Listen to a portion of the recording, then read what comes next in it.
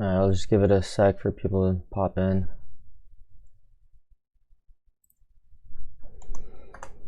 I'm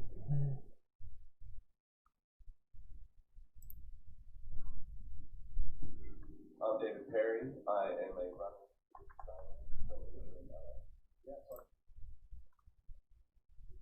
a Okay. Good morning, guys. Good morning, Tom. Good morning, Bruno, Igloo, Mr. Howard. What's up, guys? Let me know if the music is too loud. I think I figured it out, so I can like listen to music while I do this and not have it be in the way. What's up?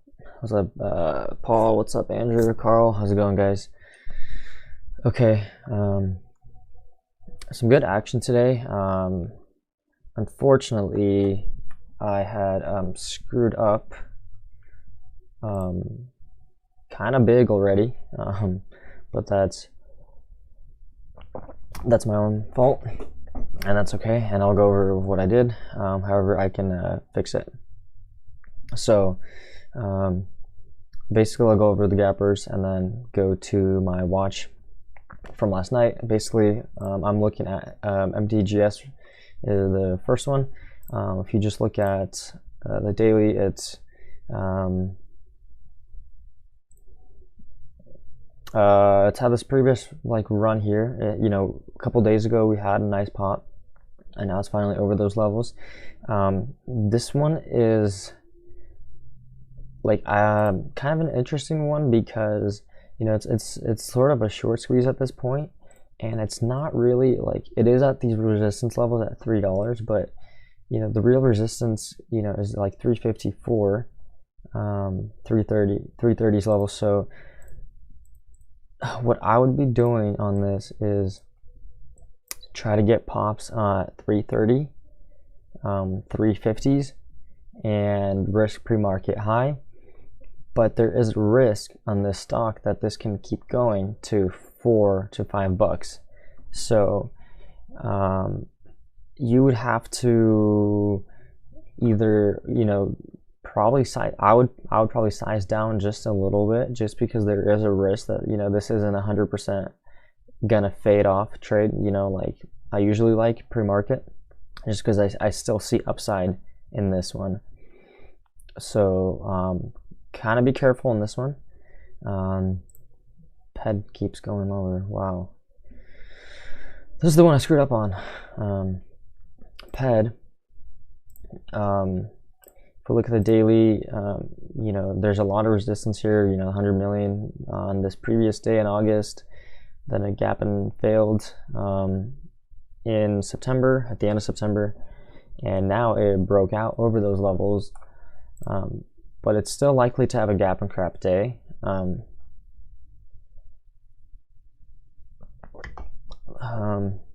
way I see it. So now what I'm looking for are pops to this 330 level, and if we can get pops to 330s, then I'd short, risking the high on in the pre-market.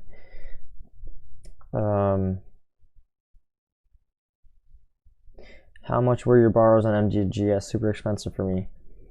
Yeah, they're expensive. I think 6 cents per share, but I didn't borrow any yet. I don't borrow usually until I take the trade, like right before, and because I don't like paying for something I don't use. So if that means that I miss a trade, so be it. But I'm not gonna be.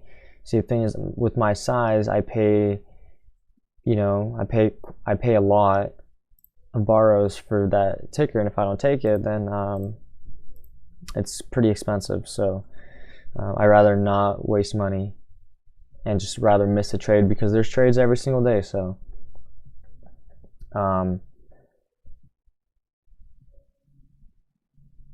Andrew, what are you using?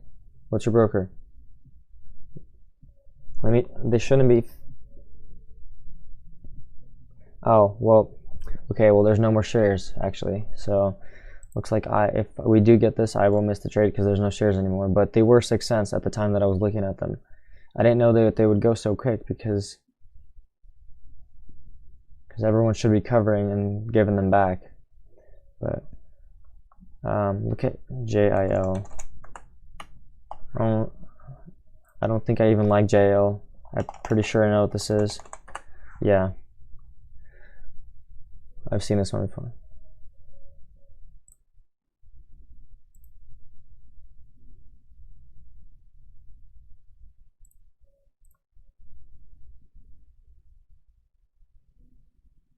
It's actually not bad.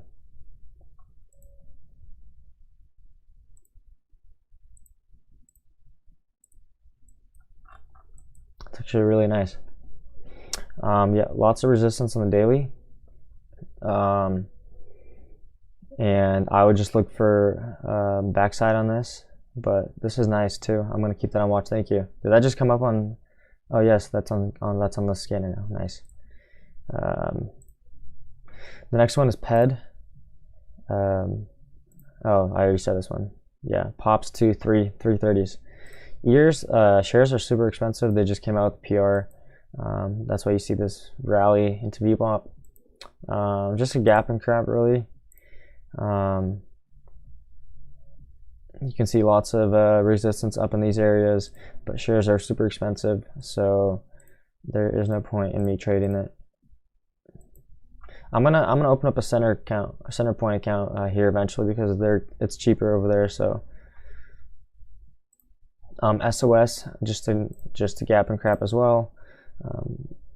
It's it's not up very much at this point, but if we get a pop to 280s, 270s, then I would short it and look for the fade back down.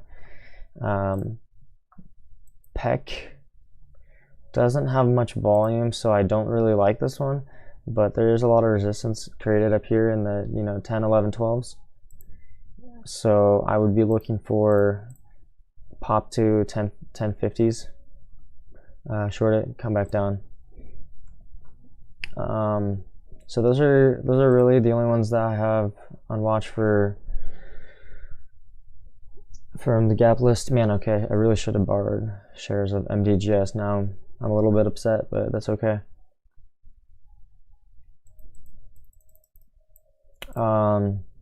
So from watch yesterday, I like Lizzie into pops into these levels. It's obviously has failed and come down on a lot of volume, and so if we can get any sort of momentum today, any sort of short covers, then we might be able to retest some of these levels here at like 330s, 360s, and so on.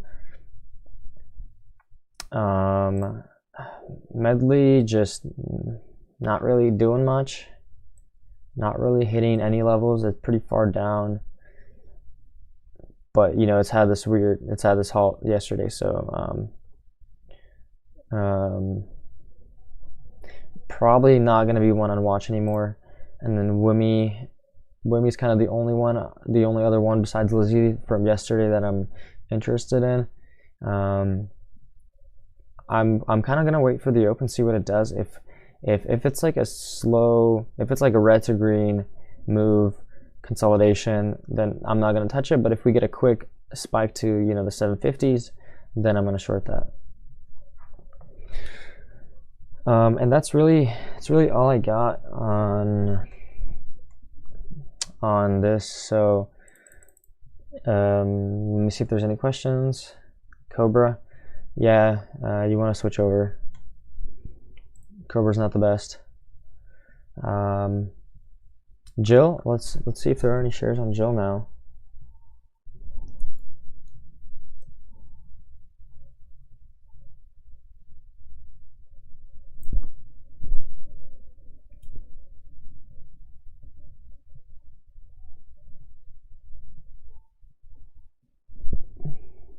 Yeah, Jill's not bad. I may actually take a starter here.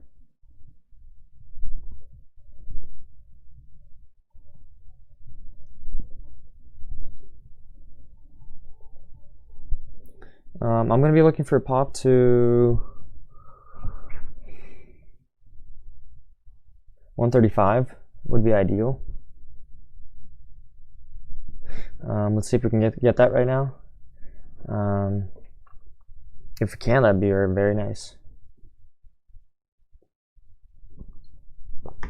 Do you use additional add-on stocks to trade services? Just curious. Uh, the only thing I use on stocks to trade is the platform with level 2. So that comes out to like $210. I don't use anything else from stocks to trade.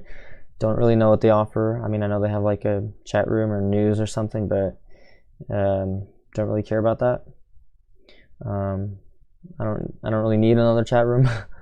I'll have my own, so no. Okay, so I think that's gonna be it, guys. For today, it's kind of short. Also, I'm a little bit torn up from this trade. Had to get out on the front side. I was early. I was trading off of the 250 level, sizing into that one, and got blown through that. So a little bit bent over on that one. But once we get a pop, fade or pop to maybe now it's looking like 3 to 350s. If we're gonna pop into those levels, I would short, and then I can hopefully come out break even or something on the day. Had a really solid day yesterday. It was probably my second biggest day, so that was nice. But yes,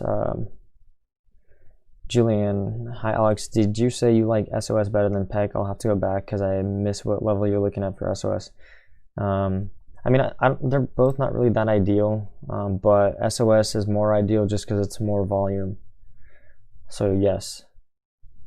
Yeah, I missed PED pre-market because no borrows. About to be on TZ wave though. Sweet, Preston. That's good. Nice trades recently, bro. You've been nuts. Thanks, man. Yeah, I mean, I've been having a solid run. Every now and then I do screw up, like today. I guess you can't win them all. But again, it's only pre-market, and I still have a bunch of shares. So I mean, I'll be able to make it back. I don't think I'm gonna be bent over too bad. It'll just be a smaller day, maybe even green, depending how this trade goes. If there's anything else moving, so I'm not too worried about it. I just gotta be patient for my entries. Thanks, man. You got it. It's always frustrating when you get blown out just to see it start reversing. Yeah, and I knew it was gonna, but I just thought it was gonna reverse a lot sooner because I really thought the 250 resistance would hold, but it didn't. But that's okay. I'm gonna, I'll make it back. Low kits are getting so expensive. Yeah, they've been getting expensive ever since COVID hit because a lot of new traders got into the market and a lot of people, like to short. So, Julian, what clicked for you since the summer when you had your $100 day, man? Nothing really. Okay, that's a lie. There were a few things that clicked for sure. Just gotta keep this on watch so I don't miss the trade. So I've been doing the same stuff really for over a year now. Same exact pattern, same exact setups. The difference is, now I'm better at executing. I'm better at recognizing price action and reading it. I'm better at reading level 2, and I'm better at being more patient. Besides today, when I was making $100 a day, more than half a year ago or something like that. I don't remember. Just look back at my Twitter tweets. You'll find out when. My account was way smaller, and I was under PDT, so. I wasn't making as many trades. I was, very limited in that regard, and I was also very limited to how much I can make per trade because my account was under PDT. So, if you take a $10,000 position and you make 10% on a trade, that's $1,000. Or let's say if I was making $100, if I take $1,000 position and I make 10%, that's $100, right? So at this point, I'm well over PDT. And my position sizes are just much larger now, so that's kind of the difference. I'm doing the same thing, because I've been doing what's been working for me ever since I became consistent last year, consistently profitable. It's just taken me a while to get over PDT, and it's really the same setups, man.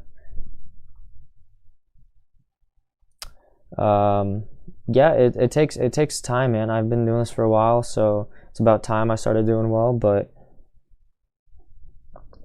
But it's just a lot of practice and being here every single day, and that's what I've been doing. How did PDT affect your trading? Just in the way I said it, I'm very limited to what I can do under PDT. Can't make as much because my account is smaller. You know, limited to 3-day trades a week. What else? I mean, the psychological barriers of PDT was insanely huge for me. It really messed with my mind because if you suck at cutting losses, then you're gonna have a hard time under PDT, because you know when you take a trade and you know that you can't get back in, you just like, well, I'm gonna wait because it'll do what I want it to do.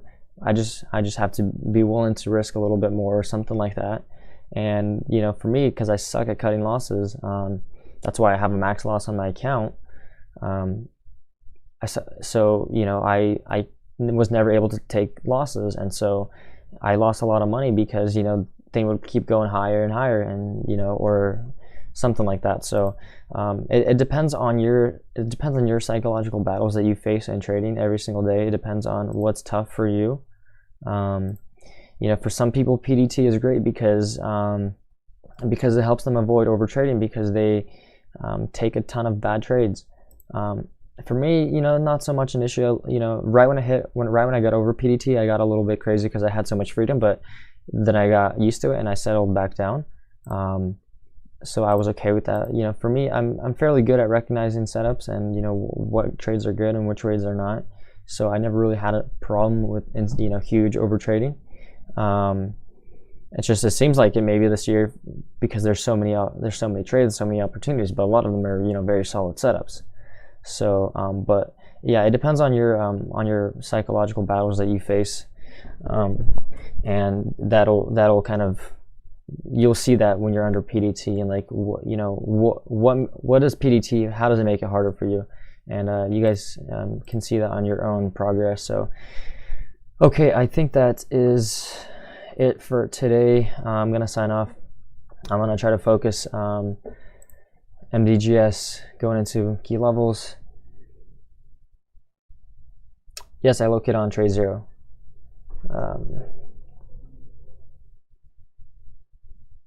Okay guys, thanks for watching. I'll see you guys tomorrow morning.